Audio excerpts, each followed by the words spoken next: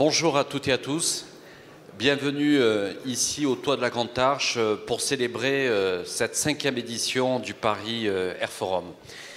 J'espère que ce premier voyage a bien débuté pour vous ce matin.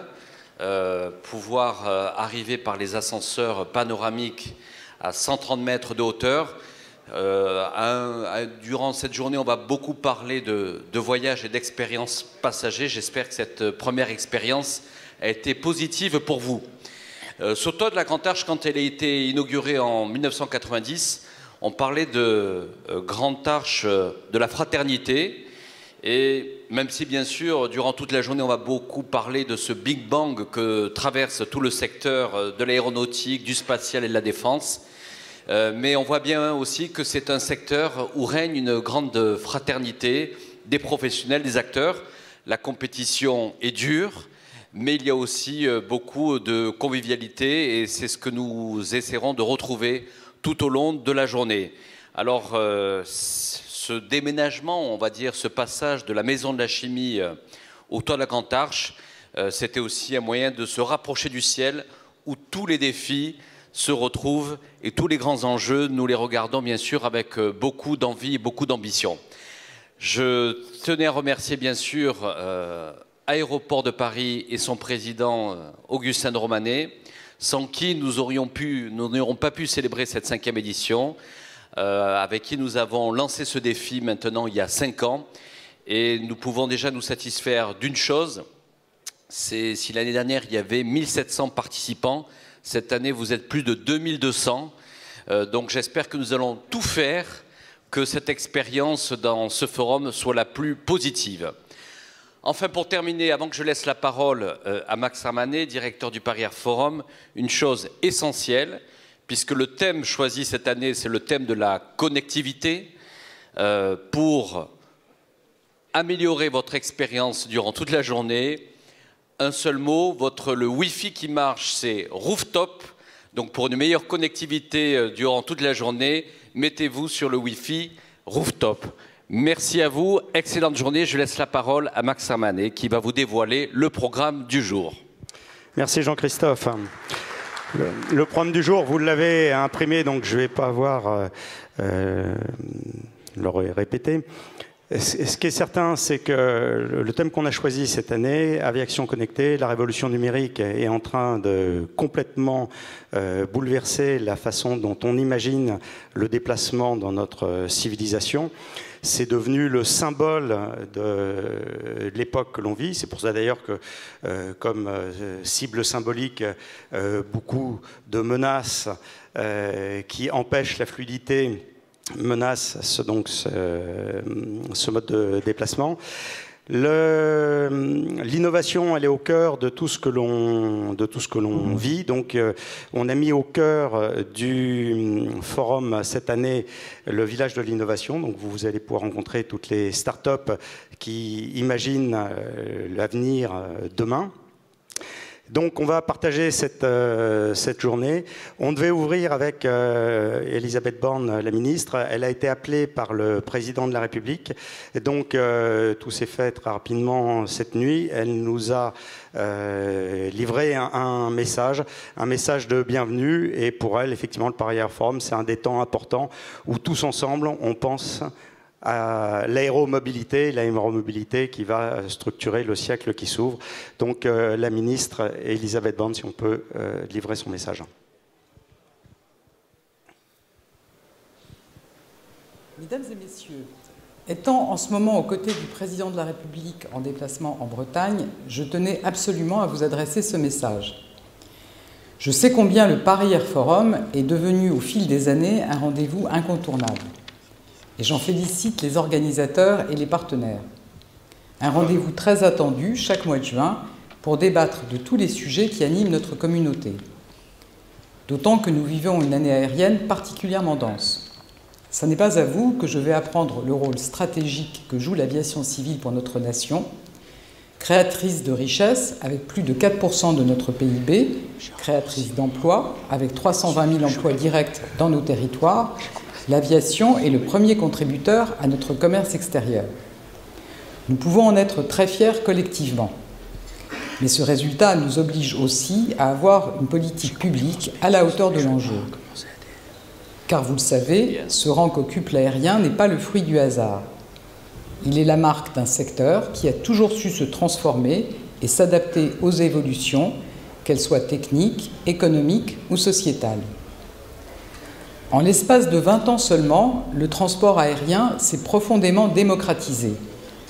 Nous avons vu l'émergence de nouveaux modèles économiques. Ce que l'on disait impossible hier est devenu aujourd'hui une évidence. Cette vitalité est une chance, évidemment, mais qui nécessite aussi de garantir une compétition loyale. Et vous savez que j'en fais un combat prioritaire. Au plan européen, nous venons d'obtenir un accord essentiel pour une révision du règlement de lutte contre la concurrence déloyale. C'est essentiel car ce n'est pas au sein de nos frontières nationales que nous trouverons les réponses.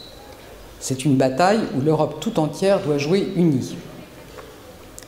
D'ici 20 ans, le trafic aura doublé sur la planète. Là encore, c'est une formidable chance, à condition que nous y participions. Vous le savez, la réalité est implacable. Le pavillon français ne capte que 10% de la croissance du marché domestique. Je ne peux pas m'en satisfaire. La France ne doit pas rester sur le bord du chemin. Pour cela, notre pays a besoin d'une stratégie nationale. C'est ce qu'ont fait tous les grands pays aéronautiques, comme les États-Unis ou l'Allemagne. Et je dis bien une stratégie nationale, pas seulement sectorielle, mais bel et bien nationale.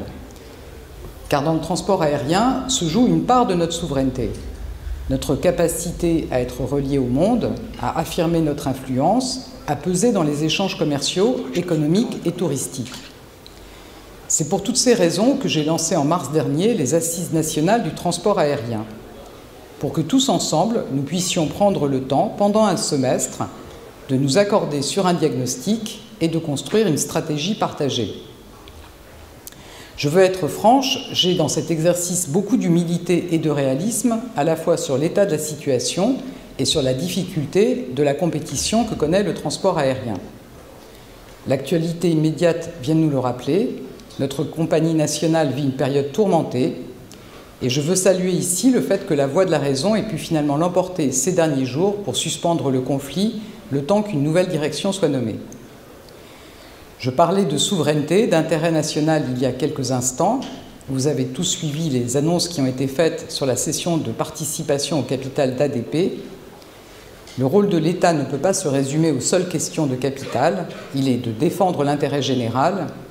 C'est justement ce que nous allons faire dans ce dossier en renforçant davantage notre rôle de régulateur. Au-delà de ces enjeux majeurs, vous avez choisi cette année de consacrer le Paris Air Forum au thème « Aviation connectée et territoire intelligent ». Vaste sujet. Je ne vais pas tenter d'en faire le tour complet dans un court message, mais je voudrais partager quelques réflexions qui me tiennent à cœur. D'abord, la connectivité, nous la souhaitons tous en tant que passagers. Les compagnies l'ont bien compris. Elles investissent pour offrir une expérience passager la plus connectée de bout en bout. Et vous le savez, la connectivité d'un avion s'étend à beaucoup d'autres domaines, bien moins visibles du passager, mais ô combien importants. Je pense au trafic aérien. Les données doivent nous permettre d'absorber la hausse du trafic dans les meilleures conditions de sécurité et d'environnement. Ce n'est pas un hasard si les GAFA s'intéressent de plus en plus à la filière aéronautique. Ils n'en ont pas encore une parfaite connaissance, mais soyons lucides, ils apprennent vite. Ne négligeons pas cette nouvelle concurrence. Vous devez vous préparer à l'affronter et je serai à vos côtés. Qui dit échange de données dit aussi bien sûr leur sécurisation. C'est fondamental. Le risque cyber est une réalité. Je le dis clairement, le salut face à cette menace ne pourra être que collectif. C'est pourquoi j'ai souhaité la création d'une instance adaptée, le Conseil pour la cybersécurité du transport aérien, qui s'est réuni pour la première fois le 12 avril dernier. Il coordonne la réflexion et les initiatives publiques et privées. Je compte sur votre engagement collectif. Mais l'enjeu du numérique va bien au-delà de l'avion connecté. C'est un changement pour tous les acteurs du transport aérien. C'est la capacité à offrir des services de plus en plus pointus aux passagers, à bord, mais aussi dans l'aéroport, sur le chemin de l'aéroport, lors de la réservation. J'ai souhaité qu'un colloque des Assises soit consacré à cette question le 26 juin prochain à la DGAC. Vous y êtes tous naturellement invités. Parmi ces nouveaux services liés à l'accès aux données, je suis particulièrement attaché à ceux qui facilitent l'accès aux aéroports. Que serait un aéroport mal relié à son territoire ? L'ouverture des données de transport en temps réel, que je porterai dans la loi d'orientation sur les mobilités, facilitera le développement de toutes les solutions pour choisir le meilleur trajet. Je ne peux pas ici aborder tous les enjeux liés à la connectivité. Ils sont aussi évidemment majeurs dans le domaine de la sûreté. Je pense par exemple au programme d'innovation Vision Sûreté piloté par la DGAC, qui a déjà permis d'avancer sur le poste d'inspection filtrage du futur ou l'amélioration de la détection d'explosifs. Je veux citer ces exemples car ils sont la preuve qu'on peut en même temps augmenter le niveau de sûreté et améliorer la fluidité du parcours du passager. Je ne serai pas plus longue. En attendant de vous retrouver dans de prochains rendez-vous, notamment pour les assises du transport aérien, je vous souhaite à toutes et à tous un excellent forum. Je vous remercie.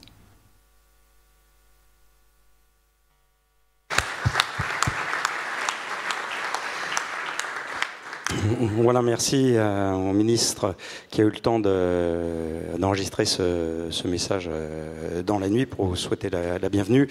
Je vais donner la parole à Augustin de Romanet et je vais me permettre de le saluer puisque le Paris Air Forum, cette idée de journaliste, cette idée formidable où tous les acteurs de la filière aéronautique, défense spatiale se retrouvent pour échanger parce que le monde est complexe et que toutes les solutions, elles sont complexes et il faut les partager.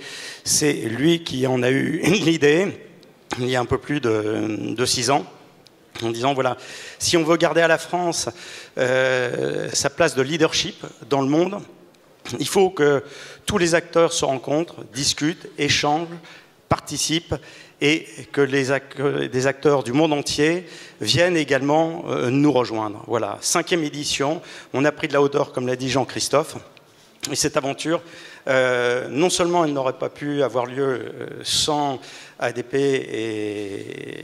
mais l'idée, c'est Augustin de Romanet, et donc je propose qu'on le salue pour ça, parce que c'est une belle aventure.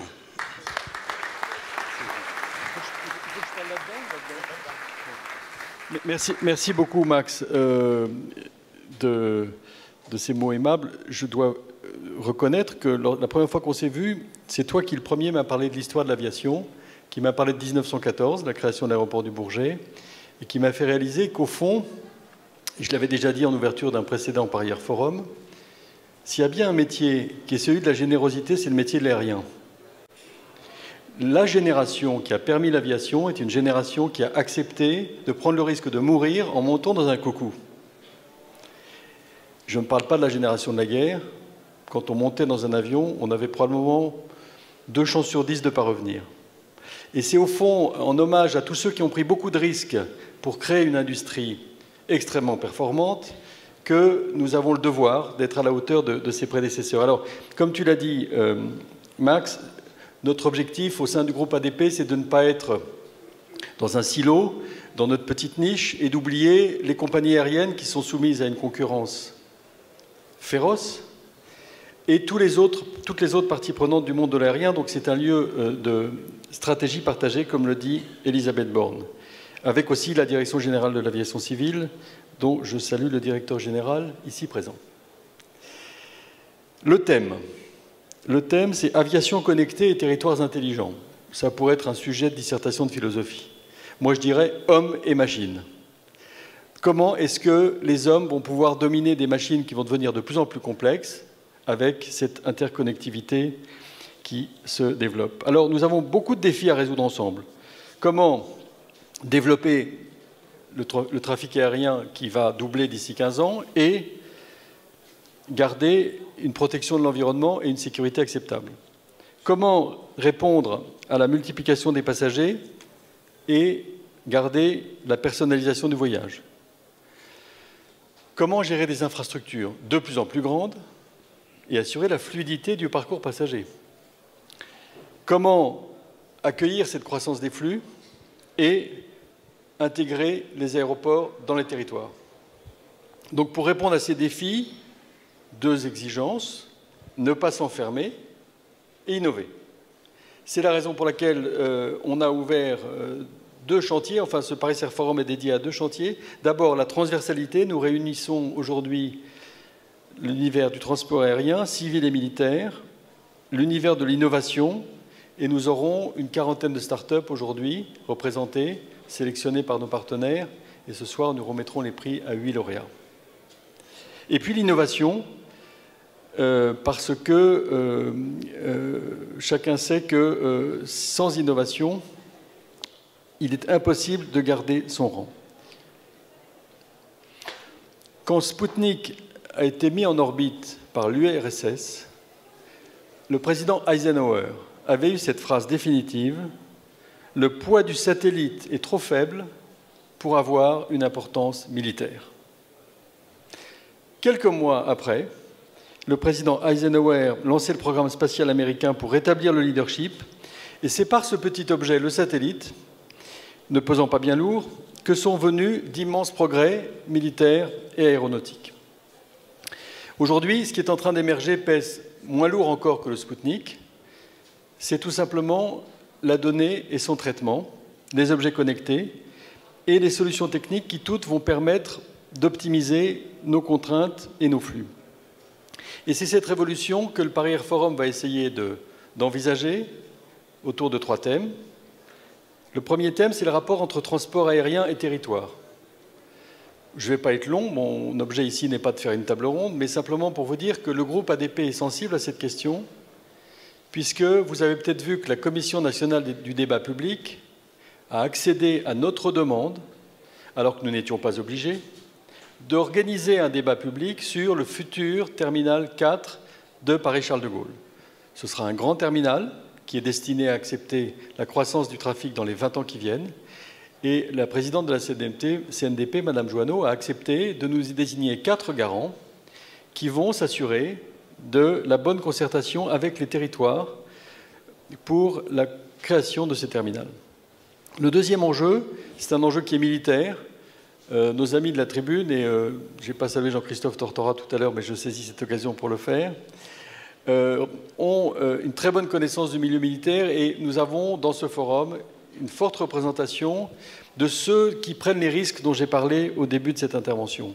Et comment concilier les menaces croissantes avec une Europe qui est hésitante en matière de défense et qui se trouve à la croisée des chemins sur certains enjeux spatiaux considérables. Enfin, le troisième enjeu, c'est comment donc le software, le digital, l'intelligence artificielle peuvent irriguer l'aéronautique et l'aéroportuaire. Un mot sur l'innovation, je ne vais pas être trop long parce que je crois que je suis déjà au-delà du temps qui m'est imparti, pour vous dire que l'innovation a été un des facteurs de dynamisation du groupe ADP. Lorsque nous avons installé notre siège social à Charles de Gaulle, nous avons créé un espace d'innovation de 350 mètres carrés. Nous avons une équipe qui est dans une stratégie Open, Connect, Invest. Open, nous ouvrons toutes nos données aux startups qui veulent venir sur nos 7000 hectares. Connect, nous mettons en rapport ces startups et les opérationnels du groupe ADP, ce qui nous a par exemple permis, avec la DGAC et Thales, de créer une société qui met en place un radar anti-drone. Et puis enfin, Invest, nous investissons dans des fonds d'investissement, nous investissons en direct dans des startups pour améliorer la qualité de service. Alors ça vous paraît très théorique, mais je vais vous citer par exemple une start-up dans laquelle nous avons investi, qui organise le Waze des aéroports, c'est-à-dire comment optimiser la circulation des avions sur les taxiways pour que le temps de roulage soit le plus faible possible, et qui calcule en fonction de la nébulosité du ciel l'axe optimal pour qu'un avion décolle en consommant le moins de carburant possible. Troisième application de cette start-up, elle transmet en temps réel les données de l'avion à l'atterrissage à une centrale qui permet de savoir si oui ou non la piste est glissante et s'il faut dégivrer la piste. Aujourd'hui, il faut fermer la piste, il faut mettre un petit chariot pour vérifier si la piste est glissante ou pas. Demain, nous aurons directement les informations en provenance de l'avion. Des petites illustrations de ce que permet la collaboration entre un groupe important et beaucoup d'innovateurs. Voilà, je vais conclure pour vous dire que le groupe ADP est extrêmement heureux que ce Paris Air Forum illustre le dynamisme de l'industrie française. nous sommes fiers de soutenir ce dynamisme et dans ces révolutions de toute nature, je dirais un petit mot de l'actualité financière évoquée par Madame Borne, qui est le Conseil des ministres de lundi dernier, qui a évoqué effectivement le fait que le groupe ADP pourrait changer d'actionnaire. Alors, je saisis cette occasion et je conclus pour dire que j'ai toujours pensé dans ma vie antérieure qu'une entreprise n'appartenait pas uniquement à ses actionnaires.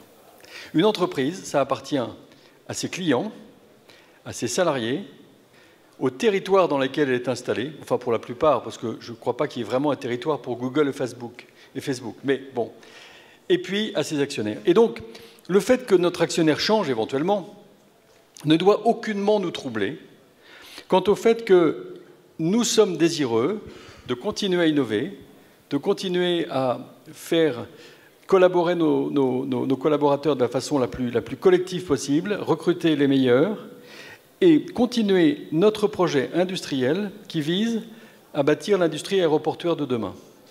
Donc, que toutes les parties prenantes ici n'aient aucun doute, pendant l'année 2018, les collaborateurs du groupe ADP continueront à se lever le matin pour satisfaire les territoires, notamment sur les questions de formation professionnelle, les clients, notamment sur la maîtrise des temps d'attente, et les compagnies sur la faculté d'avoir des accès optimisés à nos ports d'embarquement et tout ce qui l'accompagne, et puis enfin, nos salariés. Naturellement, nos actionnaires méritent notre attention, mais rassurez-vous, s'agissant d'eux, ils s'occupent bien de leurs intérêts. Merci beaucoup.